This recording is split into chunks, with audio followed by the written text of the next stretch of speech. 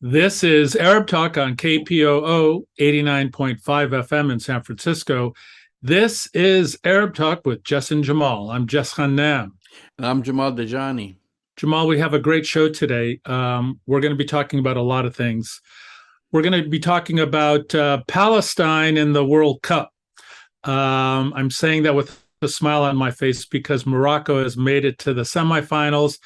But Morocco is essentially Team Palestine. And despite all the uproar from Israeli journalists, it is interesting, however, and we're going to talk about this, how they're identifying Morocco as an African team because of its, because of its setting that it's in, the group that it's in, rather. But actually, it's an Arab country, and we'll talk a little bit about this. My favorite topic to talk about today is going to be your friend, Jared Kushner, who's under investigation. Jared Kushner, and this is why it's so funny to hear people going crazy about Hunter Biden. Jared Kushner took $2 billion from the UAE, $1.5 billion from the Saudis, while he was, a senior advisor to Donald Trump, the former president in the White House, and he's under investigation as he should be. But before we get to that, Jamal, we're going to watch a really great interview you did about medical apartheid in the apartheid state, the Israeli apartheid state. Guy Shalev, who is the medical anthropologist and executive director for Physicians for Human Rights in Israel, is going to be discussing medical apartheid, systemic racism within Israel's healthcare system. It's a great interview. Yeah, let's watch the interview, and then later on we'll discuss it. This is Guy Shalev. 1/5 of physicians and nurses in Israel are Palestinian, yet there is long-standing discrimination and racism in Israel's medical system towards Palestinians on both professional and patient levels. A recent case in point on November 28th, Dr. Ahmed Mahajna, a dedicated and valued cardiothoracic resident at Hadassah Hospital, was the victim of a nationalist and populist witch hunt. When hospital staff decided to give leftover celebration sweets to patients, and Dr. Mahajna shared some of this with a 16-year-old Palestinian patient being treated for gunshot wounds from Israeli police, the hospital summarily dismissed Dr. Mahajna and issued a press release calling him a terrorist sympathizer. 2 days ago, all allegations against him were withdrawn. However, Hadassah has yet to apologize for this farce and retract its plans to fire him. Joining us on Arab Talk this week is Dr. Guy Shalev. He's a medical anthropologist and the executive director of Physicians for Human Rights Israel. He has written articles about the various ways that Palestinian physicians and healthcare workers, as well as civilians, suffer from systematic racism within Israel's healthcare system. Guy Shalev, welcome to Arab Talk.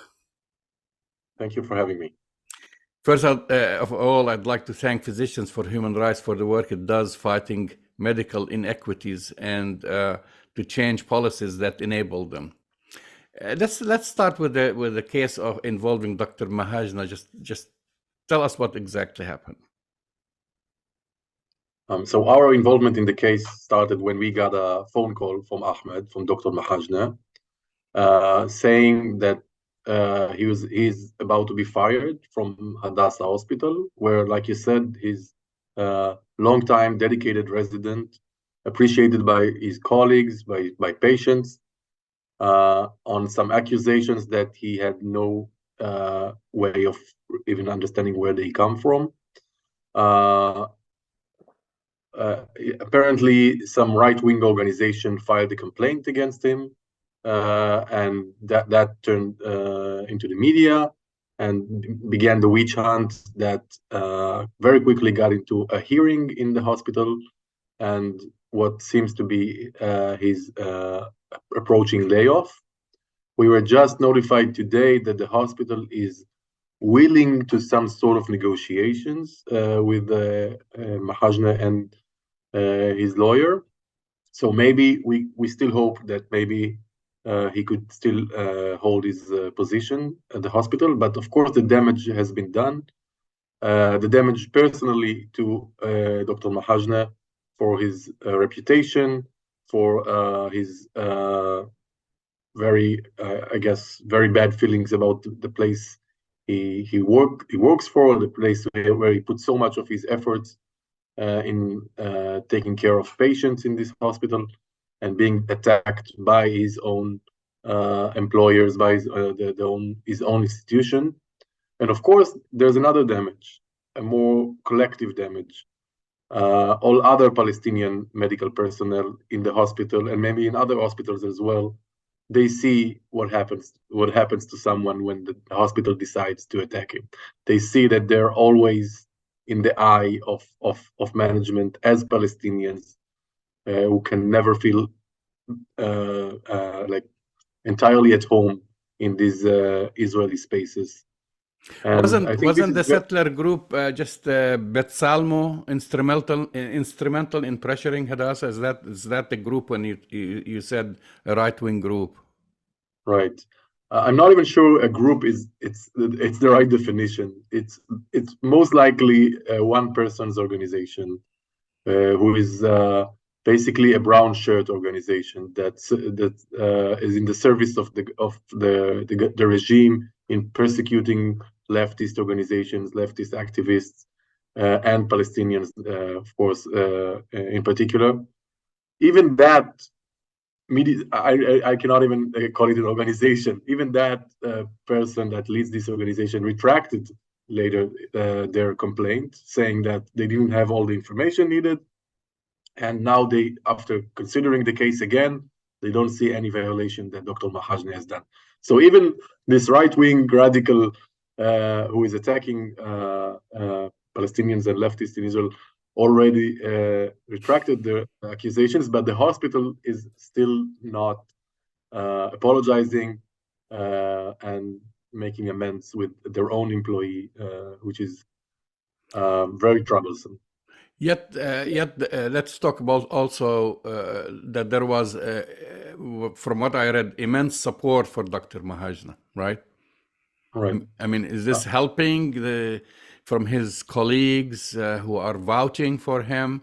And apparently it's not swaying, but the hospital, I guess, administration, they've already made up their mind. Right. So first, I still hope they may change their mind, but it was really heartwarming to see the support Mahajna got from so many of his colleagues. There was a letter published by senior physicians in a lot of hospitals, and in the media, on social media, you could see a lot of support. Many of our volunteers volunteered to maybe try to get a job for him in a different hospital, in their own department, maybe in a different hospital. So the support was very, I guess, like I said, heartwarming. This is another thing that we should, I think about critically. How come we could hear all these supporters now and we couldn't hear them in different cases when Palestinians are attacked? And I think this is very important when we think about the medical sphere here in Israel, and how there's this image of a place where Palestinians and Israeli work together side by side, and this image is very precious to a lot of Israelis, and to Israeli Hasbara, to show how I have to say, I just today got a publication from Hadassah and Karem, the same hospital who is about to fire Dr. Mahajna. This poster publicizing a conference they have about coexistence in medicine, and how Arab and Jewish Israelis operate together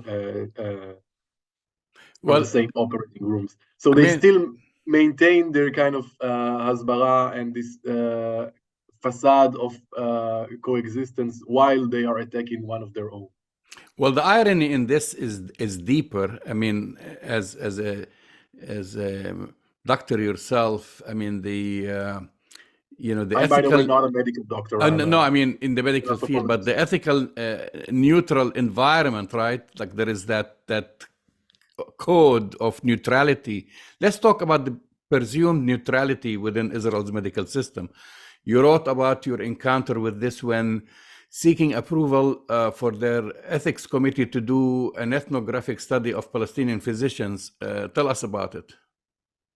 Right. So my PhD is about Palestinian physicians in Israeli hospitals, and the topic that was central to the experience of Palestinians in Israeli institutions and their ability to integrate in a way into this system is the ethos of neutrality in the medical system. So on one side, this is a very positive approach, especially in Israeli society, which is very racist towards Palestinians. And I'm talking about Palestinian citizens of Israel, 1948 Palestinians.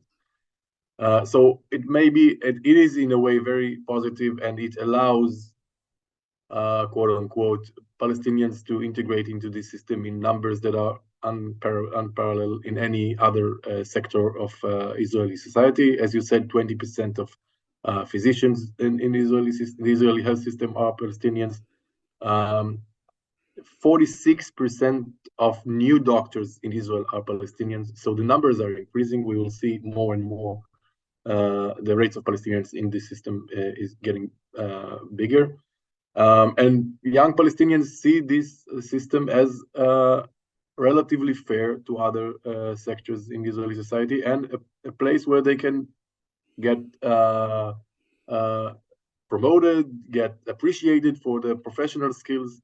But this has also a flip side, this idea of neutrality. So, and that is that in the name of neutrality, politics is supposedly supposed to stay outside the hospital or outside any medical spaces. And when in my research I tried to understand what does it mean when they say that politics is taboo, politics is not part of is not acceptable here within the walls of the hospitals. I realized that it's not really an ideal that is applied equally on all employees and all members of this system. And what is considered political and therefore unneutral and therefore something that is not in place is any criticism of Zionism, any criticism of Jewish supremacy within the state of Israel and basically historic Palestine. So Palestinians who want to express their identity as Palestinians, citizens of Israel, but as part of the Palestinian people, is already considered a betrayal or bringing something political into the conversation that is not supposed to that is not acceptable. So these ethics these ethics committees. Just want to talk about these ethics committees are part of the umbrella of the Declaration of Helsinki, penned by the World Medical Association. Just explain to us, why is this significant? Mm-hmm. So when I tried to conduct my research in hospitals, I had to apply for a Helsinki approval, which is an ethical approval to do the research in the hospital. And when I noticed that I apply again and again, I'm facing censorship basically from these supposedly professional ethics committees that try to manipulate or change the way that I considered my research that is supposedly too political for them to accept. So in a very explicit case, I was told, don't call them Palestinians, call them Arabs. If you just change the word Palestinian to Arab, there'll be no problem, and you'll get the approval. Wow. So that was like the most explicit case of erasure of Palestinian identity within this context. In other words, this is my experience as a researcher, which is nothing compared to Palestinians actually working in these spaces, actually being silenced, and their identity on a daily basis being erased as members of this system. In other words, the alleged depoliticized moral discourses within the medical sphere are being commandeered by Israel's political machines. I mean, you know, this is the end of neutrality. I mean, when they start censoring what language you can use and what references. You describe how this presumed neutrality of physicians gives credence to their narrative. Tell us about your paper on Dr. Izzeddin Abu Aish, a Palestinian physician from the Gaza Strip, and the widespread interest in his experience as a father and a doctor at moments of his immense loss. Right. So, for those of you who don't know, Dr. Izzeddin Abu Aish is a Gazan doctor whose three daughters and niece were murdered by an Israeli tank in the Gaza attack at 2009. And what was interesting to me in this case is that unlike so many other Palestinians that were sacrificed in Gaza, that were murdered in Gaza in one or the other of the attacks, the unfortunately routine attacks on Gaza, this one voice of a Palestinian who suffered this very great loss somehow was heard in Jewish Israeli publics. So his story was on TV, was on newspapers, was on the radio. People actually wanted to hear him. That was for me surprising, because as a person growing up in Jewish Israeli society, this is not something that the Jewish Israeli society is usually acceptable of. Just hearing about Palestinian suffering is not something that is getting a lot of attention. So for me, it was interesting to see why this specific case became something that was possible in public discourse in the Jewish Israeli society. And to my understanding, it's him being a doctor, and not only a doctor from Gaza that worked in an Israeli hospital. So this person is getting credibility that many other Palestinians witnessing and testifying about horrible acts of Israel are never heard. So because he's a doctor, so maybe we can trust him. Because he's a doctor who treated Israelis in an Israeli hospital, maybe we can give him more credit and listen to his story, his tragic story. Unfortunately, 13 years has passed since this tragic event, and we haven't heard many other voices of Palestinian suffering in the Jewish Israeli public. So if you could imagine that, okay, one story somehow managed to go through the walls of indifference, then now there'll be more attention to other stories, then unfortunately that wasn't the case. So this remained kind of a single story that Israelis are willing to hear and willing to accept as a tragic case of a Palestinian. Do you think the success, and I hate to use the word success in such a tragedy, the success of his story within Israeli society had anything to do to further dehumanize Palestinians at all levels, especially by targeting physicians now, and for Hadassah to kind of take a very tough approach because they don't want any sympathy extracted towards Palestinian physicians? I didn't think about it this way, and I'm not sure that this is something that is naturally connected in the kind of public imagination. I think that the very deep racism that Jewish Israelis have towards Palestinians, especially in Gaza, it doesn't need the support of some the specific scapegoating of a specific doctor or another. I think that even it was an example of how somehow they could listen for a second, but then we lost even that kind of connection, I think. And yes, you're right.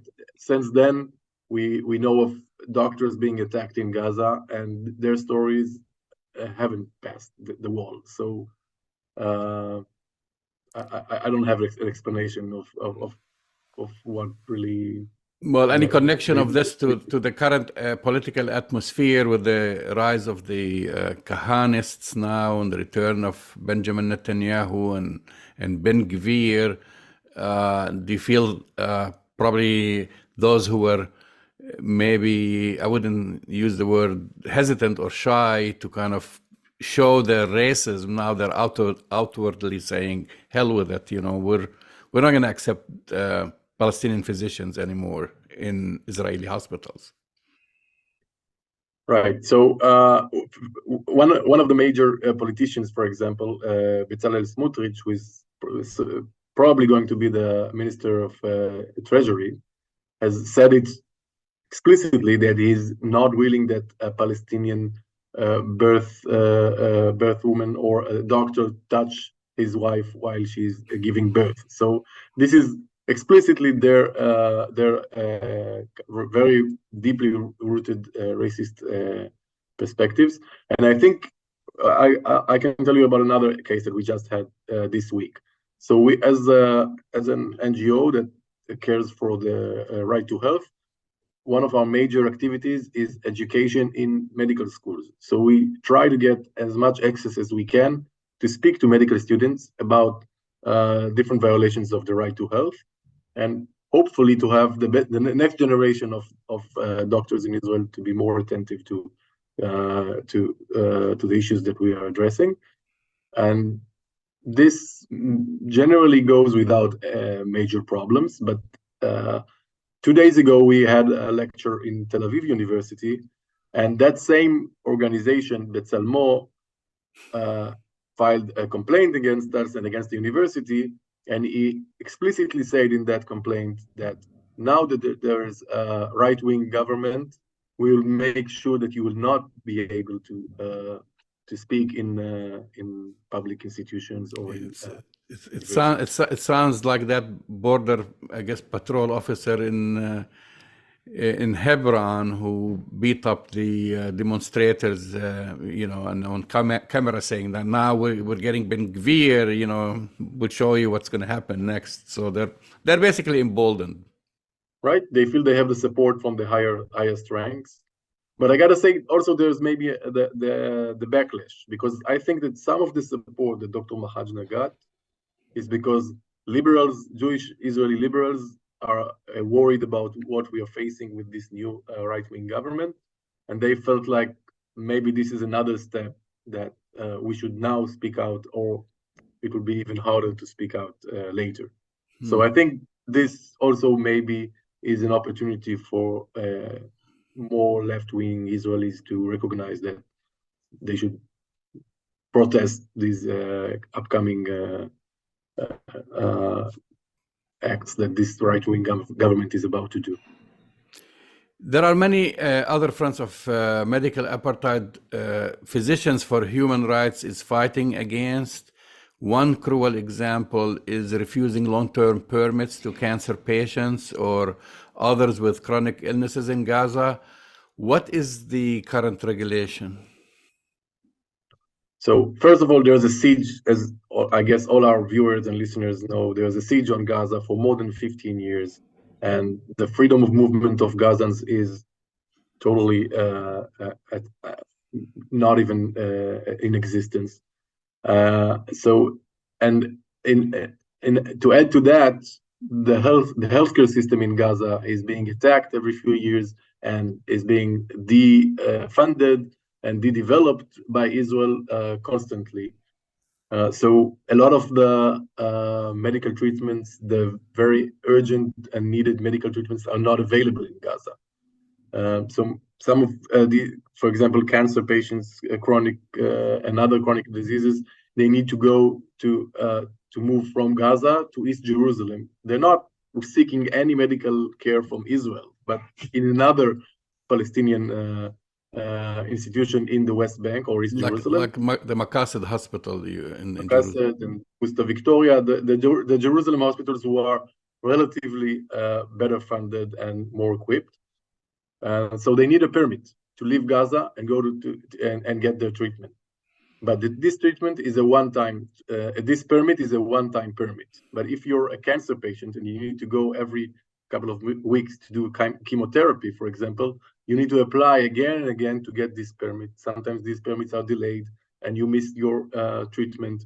Sometimes you're not even sure if you can schedule your next appointment, if you'll get the permit or not. In some cases with kids, you cannot be sure that their parents or guardians get the permit. So sometimes even the kid has to go with a neighbor or an uncle to get treatment. Just imagining sending a young young cancer patient to go to treatment alone without their parents is just really so hard even to understand. So what we are arguing, of course, to lift the siege, to liberate Gaza and end the occupation, of course.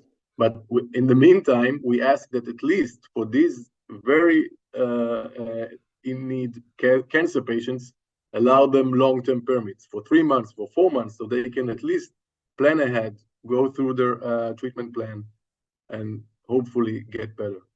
Until now, we cannot even get this from the Israeli military. What other critical medical injustices Physicians for Human Rights is concerned with? So we have also a department that is dedicated to prisoners and detainees and their health needs. One of the issues that we occasionally need to address is when there's a Palestinian prisoner, usually it's an administrative detainee who is on hunger strike, and we try to support the hunger striker. We try to make sure that he gets admitted to a hospital, which is not easy because hospitals are not willing to admit hunger strikers in Israel. We try to bring his voice out of his hospital bed again, and his protest against administrative detention. So this is part of our work with the hunger strikers. We also work with statusless people in Israel, which is immigrants, refugees, asylum seekers, and we advocate for medical healthcare for them and medical insurance, that they can get their routine medical treatments and not end up in the ER when they're in very bad condition, which is currently the case. And of course, we also deal with inequalities within Israeli society, between the periphery and the center, between, for example, the access to healthcare in the Negev and the Nakab of Bedouins in unrecognized villages or in up north, where since the foundation of the state of Israel was not even one hospital founded in a Palestinian town or city. So you could see the discrimination in every aspect of this system that we are trying to. With several human rights organizations within the past year or two, labeled Israel as an apartheid state. Human Rights Watch, Amnesty International, the United Nations, the Israeli Human Rights Organization, B'Tselem, and others. We hear now the term medical apartheid. How do you describe medical apartheid? So I think when we think about apartheid and all these different organizations that you mentioned and that are doing a very important work on analyzing and describing what is on the ground an apartheid system, I think that it is also important to break it down from the legal level to the level of routine life in Palestine. And this is our attempt to see from our professional perspective on health, to see how in the medical sphere, in how when we're considering healthcare and healthcare systems, we can see the apartheid system in action. We can see different regulations, different resources that are available to different populations according to a racist division, which is basically the definition of apartheid. So this is something that we are still working on in terms of publishing a detailed report on how in every different aspect of Palestinian life they face this medical apartheid. Hopefully we'll have something published in the next year. Guy Shalev, Thank you for sharing your expertise with us on Arab Talk. Thank you very much for having me. That's the voice and the face of Dr. Guy Shalev, a medical anthropologist and the executive director for Physicians for Human Rights in Israel, discussing medical apartheid and systemic racism in the Israeli healthcare system. You know, it's a really great interview. It's stuff that you and I have been talking about for years and years and years, Jamal. But to hear it from an executive director of Physicians for Human Rights, one of the global leaders in medical human rights in the world, and the Israeli chapter, really breaking down the reality of medical apartheid within the Israeli healthcare system, was very, very deep. Especially Jess. I mean, most of our listeners and viewers want to know that 1/5 of physicians and nurses in Israel are Palestinians. And Palestinians, of course, mostly from what we call 1948 Palestinians with Israeli citizenship, but nevertheless, many of the physicians who have Jerusalem ID and don't have an Israeli passport also serve in hospitals like Hadassah, in Ain Kerem, and so forth. And so when you have 1/5 of basically the whole medical system, and then you have discrimination against them by the same institutions that hired them. And Guy Shalev talks about a recent incident, which is an eye-opener, and this is the case that just happened on November 28th. I mean, we're not talking about a year ago or so forth, which is Dr.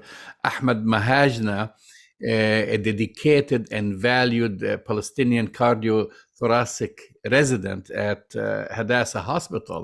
And he was the victim of a major hate, a nationalistic and populist witch hunt. When the hospital, just imagine this guy's been working there for years. Everybody loves him. He's a great doctor, great humanitarian. And then he basically, this is why the witch hunt happened. I mean, some people will, because he treated a Palestinian patient, is just a 16-year-old kid who was treated for gunshot wounds from Israeli police. And then the doctor basically checked on him and brought him, I think, some candy or something to make him feel better, whatever. And then letters, emails, phone calls, whatever, the media started attacking first the hospital, Hadassah Hospital, and telling them that he's a terrorist sympathizer just because he was kind to a 16-year-old boy. Well, and his Hippocratic oath to take care of people and, to do everything you can to take care of your patient. He was simply acting as a physician, acting as a doctor, caring for his patient. But this goes to show you, Jamal, the level, the breadth, and the depth of the systemic racism, not just against Palestinians, whether in 1948 or West Bank and Gaza, who are discriminated and don't have access to the world-class healthcare system that they're entitled to. It's not just the patients, Jamal. It's the healthcare professionals. It's the nurses. It's the doctors. It's the support personnel who are 1948ers or even West Bankers and with Jerusalem IDs who are working in this system, who are being totally discriminated against because of their identity as Palestinians. And I think this is an important story to tell our listeners who tend to maybe not understand the breadth and the depth of the nature of the apartheid practice that's infected the healthcare system. We tend to think about apartheid, Jamal, when we think about political dynamics or other human rights, crimes that the apartheid state, commits, and we tend to isolate the healthcare infrastructure. But the healthcare system, Jamal, is just as racist, just as biased, and just as much part of the apartheid system as every single aspect of Israeli civil society. While you work in the medical field, Jess, I just have a quick question about this. And isn't it supposed to be neutral? Well, here's the thing, Jamal. It's when you have a sick or a dying patient in front of you, their color, their politics, their racial or ethnic background doesn't matter. That's the way we train young doctors. That's our medical, ethical, and moral obligation is to treat all human beings who are suffering, who need health care equally and without bias. And I can tell you from my work in Palestine, the work that I've done for decades, as well as this example from Guy Shalev, you know, is the Israeli medical establishment is just as biased, just as racist, and just as much as part of the apartheid system as every single aspect of it. It's actually criminal in my mind, Jamal, the way the healthcare practitioners have joined the club, if you will, of apartheid. Now, the thing is, all Israeli doctors, nurses, so this is no surprise except for Palestinians who are 48ers, Jamal, have to be in the military. So, they're practicing militarized apartheid prior to going into medical school or prior to becoming physicians. So they're indoctrinated with that kind of hate. And then each year, up until their 60s, they have the mandatory military experience, which exposes them to a deeply ingrained kind of apartheid practice and racism against Palestinians. So, I thought the interview was great, but in some sense, big surprise, Israel medical establishment is racist, I'm just say I should say that not all Israeli doctors were. There was a lot of sympathy and support, sure, but sure. definitely, I'm talking about the system. the administration, definitely Yes. the administration, the hospital, which was supposed to protect one of their own, not just like succumb to pressure from No, some they threw him under the hate bus. group, and yeah, exactly, they threw him under the bus, and that's the sad reality. And of course, Guy Shalev talked about Gaza, which is, of course, that's another subject that we've discussed many times, where you have cancer patients denied treatment, and even when they requested treatment to travel to Jerusalem, to basically a Palestinian-run hospital like They're denied. Al-Maqasid, they're denied. Or guess what, Jess, and I'm sure you know a lot more about this than me. They had cases like for young children with cancer cases. They'll be given 1 week. Can you treat a cancer patient in 1 week? No, Jamal. And here's the thing. We just recently, in the last few years, opened a world-class cancer treatment center for children in the West Bank in Bethlehem. And they are chronically wanting of state-of-the-art medications, chemotherapies to help children and their parents who are exposed and equipment. And that equipment and those medications and those treatments are denied on a regular basis to Palestinians living in the West Bank. So you have the apartheid practice within 1948, and then you have the apartheid practice where, because everything that comes in and out of the West Bank and Gaza has to go through Israeli control, the denial and the restriction of state-of-the-art treatments and medications that Israelis are given on a regular basis, but denied Palestinians. You're listening to Arab Talk on KPOO San Francisco, 89.5 FM. Moving on to the World Cup.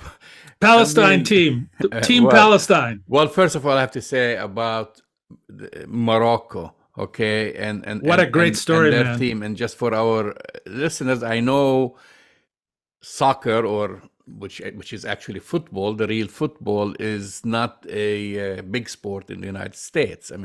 Let's face it. But for the few who watch it, this is a big deal. It's monumental. Morocco, became the first Arab and African team to qualify for the semifinals for FIFA World Cup after it defeated Portugal. And let that sink in a little bit, Jess. Okay, how did they get there? Morocco, small, basically, country in Northern Africa, outdid Cameroon, outdid Senegal, outdid Ghana. Those are basically the leaders of the African Right. continent, which qualified to prior, FIFA 1990, 2002 for Senegal, and 2010. But, and that this should sink in, they defeated both Spain and Portugal along with Unbelievable. Belgium. But Spain and Portugal, those are like top teams In the world. in the world. Right. In the world. They defeated them to get to this point. Well, So- Jamal, yeah, I mean, it's a heroic story. It's an amazing story. But again, because we're talking about the media narratives about this, isn't it interesting that they get identified as an African, the first African country, the African team? Just a reminder to everyone who doesn't know, but the Arab world spans between Asia and Africa, and we have Egypt, and we have Libya, and we have Tunisia, and we have Algeria, and we have Morocco, so we have Sudan. Those are all Arab countries in Africa. Somalia is an Arab country in Africa. But Jamal, so it's so insulting to hear them only referred to as the first African team, but it's an Arab team. Moroccans identify as Arabs in addition to being from North Africa. So the narrative, the media kind of insistence on calling this team an African team, leaving out, a fundamentally important aspect of their identity when they're carrying the Palestinian flag after each win that they've had in the World Cup. This is really the team, the spectators, everybody, they want to. This is part of an attempt to minimize what's happening in the World Cup, Jamal, vis-a-vis Palestine. Morocco is Team Palestine. We know that. And we have all these sad stories about Israeli journalists who feel so kind of upset and surprised that they're not being welcomed with open arms. And I'm tired of those stories, Jamal. It was in the New York Times, it was in the Washington Post, it was in Reuters, it was in AP. Why not tell the real story about, kind of this global nationalism representing kind of Palestinian freedom and self-determination? Global kind of sense that Morocco is really kind of in this match for the dignity and freedom of Palestinians. I mean, in addition, obviously, to their own feeling for, their country in Morocco. But this is such a big story, Jamal. This is bigger than the World Cup. This is bigger than FIFA. This is bigger than Morocco. It's such a great story. And of course, it's being downplayed in the American media. Well, I mean, you have three, I would say, big stories. The first story, really, and I don't want to take the achievement of the Moroccan team. It's amazing. It's amazing. The Lions of the Atlas, that's their nickname. And that's to me amazing. Just the way they played the game. They're like all gifted, and the coach, an amazing coach. Yes. The second story is that, and that's actually will lead us later on to our next story, with this whole Abraham Accords, normalizations. It's a bunch of nonsense, because it is nonsense. Because total the second nonsense. story, it showed the Arab population, whether they lived in Northern Africa or Africa itself, or lived in the Asian part of the Arab world, they all basically reject normalization, refuse to speak to the reporters. We've seen it time and time again, and support Palestine. And the third story is that the Palestinian cause is not dead as they try to make it dead. It is not forgotten. And I've listened to so many interviews, Jess, from men, women, elderly, young boys and girls. They just like know more than me probably about Palestine. They've never been in Palestine. They were like so passionate about it and why they're doing it. And of course, the athletes themselves, who made sure, including, gosh, I forgot the name of the player. I should be forgiven about that, from Morocco, who was injured. He didn't play. And he watched his team from his hotel room win. and then he posed for his Instagram with a Right. Palestinian flag, Exactly. a Moroccan flag and a Palestinian flag, just to show you the support. And I think those are the three major stories that continue. Of course, by the time we broadcast, we don't know what's going to happen because Morocco is going to face France, and that's going to be tough. Well, guess what? You have Benzema in France, who's of Algerian heritage. He's been injured, but he might come back. Again, people forget why France got to this level. Their two best players, Benzema and Mbappe, African Arabs and Africans. Well, Algerian French. We have to say Algerian French. And Mbappe is, I think, his mother is Algerian and his father is from, I'm just saying maybe Nigeria or something like this. I have to check on that. But anyway, and then aside from the other players, I mean, that's the other thing that people should appreciate, that the Middle East and Africa produce great players, and they play on the top teams in Europe. And sadly, that's because even though football is such a big sport in the Middle East, with the exception of rich countries like Saudi Arabia, who are now trying to buy Ronaldo's contract and bring him there, but they don't get paid much, and that's why they want to play for France, and they want to play, one of the best players in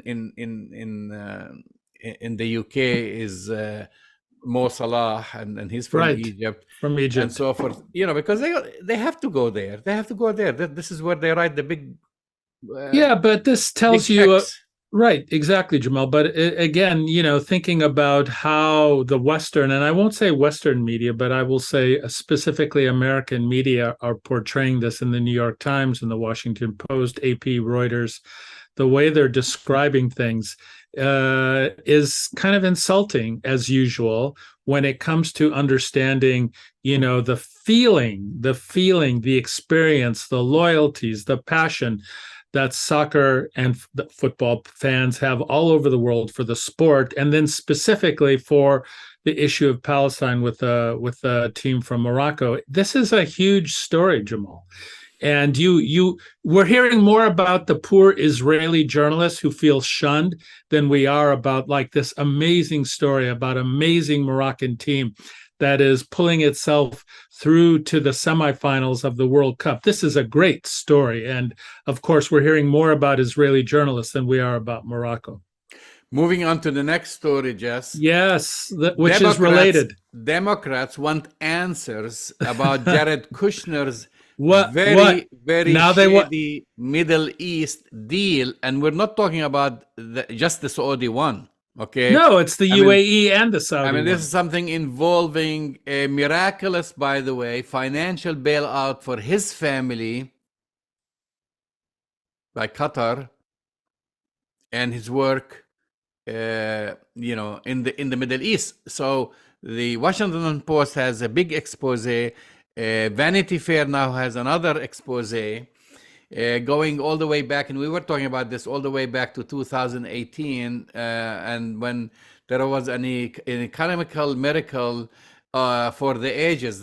I'm actually paraphrasing from the Vanity Fair article, just 11 years after a 26-year-old Jared Kushner plunked down a record-setting $1.8 billion on an aging midtown skyscraper on the eve of the financial crisis, no less. Right. And just 6 months before, the Kushner family would have to come up with $1.4 billion it owed on the mortgage for the aptly named 666 Fifth Avenue address, right? And, right. and so they were in deep doo-doo. Deep doo-doo. Yes, and basically that this project was going to bankrupt them. I wanted to continue because more about this, Jess. Yeah, Jamal. I mean, the story here is that Jared Kushner used his influence while he was a paid senior aide in the White House to former President Trump. He was paid by the U.S. government. And he used his influence and connection with the former president to leverage the personal benefit of himself as well as his company. Now, some people have described the 666 building in Manhattan, that deal, as the worst real estate deal in the history of New York real estate. Right. It was so terrible. And you're right, it would have bankrupted the Kushner family. But through his relationships from his paid by U.S. taxpayer position in the White House, he amassed close to $4 billion from Gulf countries to leverage deals. I want to also talk about really quickly, Jamal, the fact that when the Saudi sovereign fund gave Jared Kushner 1.5 billion, this was because MBS decided, but the Saudi sovereign fund advisors all told the crown prince, this guy's basically an idiot, ignorant, and why are we giving him $1.5 billion? It's not, does not make financial sense. But MBS decided to go through with this anyways. Kushner benefited, as I said, in totality, close to $4 billion. Why aren't we investigating this in more detail? Whatever Hunter Biden did, Jamal, whatever, we'll look at it, right? But this is a much bigger story because Hunter Biden wasn't paid by U.S. taxpayers. Jared Kushner was. Okay, just want to clarify, you're talking about this, there is a Saudi, but this is actually, the money he got was from the Qatari. No, but I'm talking about all the money. He got money from multiple sources, Jamal, not just the Qataris. He started with the Saudis, and then Yes. he moved on to Qatar. And he got money from UAE also, Jamal. There's a lot of money that came his way from the Gulf. And, you know, you commented on this earlier, and I think it's important to say this. You know, part of Kushner's thing was the Abraham Accords, which is a disaster, you know, means nothing. Well, that's what I said. This is the smoke and mirrors Exactly. they were trying to get everybody all distracted with when he was like fattening his pockets basically with billions of dollars. Exactly. And, you know, most of the countries, the big countries involved with the Abraham Accords, you know, two of them at least were deeply involved in giving him money. It's a big story. We're hearing about it 2 years late. Kushner has been, surprise, surprise, quiet since all of this stuff has come out. You know, basically, I put Kushner in the same boat with you know, cryptocurrency people who undermine the history of you know, cryptocurrency right now. I mean, why are these guys not in prison? What I mean, why are they not in prison? The cryptocurrency guy, he's in the Bahamas. I don't think the Bahamas has an extradition treaty with the United States. No, but that's you where know, all he the should crooks go and he should and be in hide. prison. He should be. But Jared Kushner, he should was be the in senior prison. advisor for the president of the you know, of the United States. Jess is right here in, you know, New York, between New York, Florida, and what have you. And now the story is out with a lot of details. I mean, we don't have the time to go through all the details and the investigation that has been put. And also, we didn't mention is what is the relation of this story to the murder, or to the putting the lid over the murder of Jamal Khashoggi.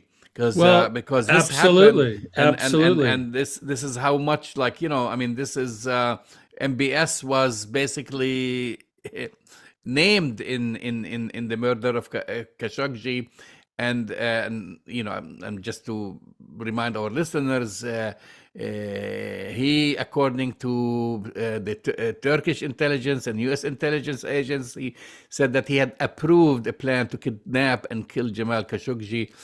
And he benefited from the unwavering support of Kushner and the influence on Donald Trump in the White House, that basically now no one is talking about it.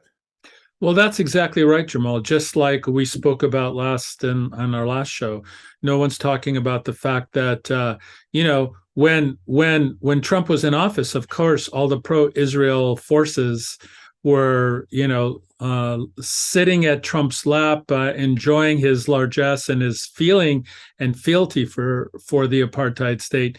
Now that he's, celebrating anti-Semites and white supremacists, they're having second thoughts. Maybe they're having second thoughts about Jared Kushner too. Who knows? But I mean, I've had this feeling a long time. I think Jared Kushner should be indicted. And why wouldn't he be indicted, and why shouldn't he be held accountable just like everybody else? If he was not part of the Kushner family and he had done and someone else had done the same things, they'd be in jail. Absolutely. I just say, follow the money. This is definitely a story to follow the money. You've been listening to Arab Talk on KPOO San Francisco 89.5 FM. Go to our website, Arab Talk Radio, to download the latest shows, and we'll speak to you next week. We'll see you next week.